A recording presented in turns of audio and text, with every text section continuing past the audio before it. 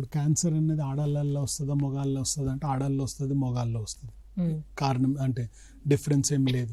మనకు కామన్గా వచ్చేదల్లా cervical cancer వచ్చేది. సర్విక్స్ అనేది ఆడాలనే ఉంటుంది కాబట్టి మనకు జనరల్గా ఆడాళ్ళల్లో ఎక్కువ వస్తుంది అన్నట్టు అపోహ ఉండేది. సో ఆడాల్లో వస్తుంది, మగాల్లో వస్తుంది.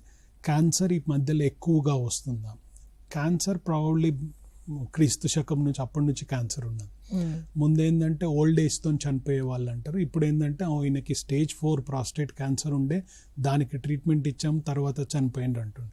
ఇప్పుడు లేకపోతే అందరు 60sలో ఉన్నప్పుడు ఓల్డ్ ఏజ్ అయింది చనిపోయినారని. అప్పుడు కూడా క్యాన్సర్ ఉండేది కానీ మనకు తెలిసేది కాదు. రెండోది ఏమి అంటే హార్ట్ నార్మల్గా ప్రాబ్లం వచ్చేది 60sలో వస్తుంది, హార్ట్ అటాక్ వచ్చి. సో ముందు అందరు హార్ట్ అటాక్ ముందు 3 సార్లు హార్ట్ అటాక్ వచ్చిందంటే చనిపోయేవాళ్ళు అనేవాళ్ళం.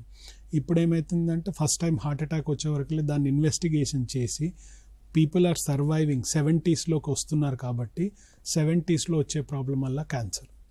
సో అందుకోసం మనం ఎక్కువగా చూస్తున్నాం. సో క్యాన్సర్ ఈ మధ్యలో ఎక్కువ అయిందా అంటే ప్రాబబ్లీ కొద్దిగా ఎక్కువైంది కానీ మనం ఎక్కువగా డయాగ్నోస్ చేస్తున్నాం.